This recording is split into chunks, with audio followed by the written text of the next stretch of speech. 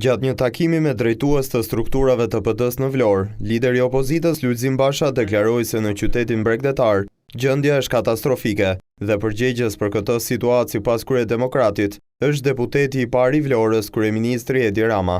Shpunësimin masiv që po godet qytetarët e Vlorës e në veçanti rinin vlonjate, të gjitha këto në sfondin e llogjeve pafund të deputetit të parë të Vlorës për Partinë Socialiste, kryeministrit vendit Edi Rama, Koço Kokdhimës dhe oligarkëve të tjerë përgjegjës për këtë gjendje.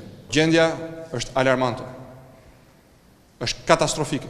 Duke u ndalur në bojkotin parlamentar të opozitës, Basha theksoi përsëri se institucioni parlamentar nuk ekziston për shkak të mazhorancës.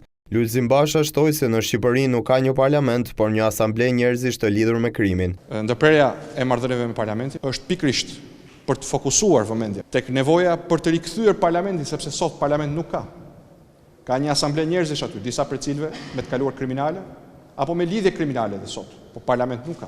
Sipas burimeve të një report brenda Selis Blu, Basha ka zhvilluar takim me drejtuesit e Partisë Demokratike në Vlorë mbi përgatitjen e punimeve dhe delegatëve të qytetit të Jugut, me afrimin e kuvendit zgjedhor që do të zhvillohet në datat 27 dhe 28 shtator.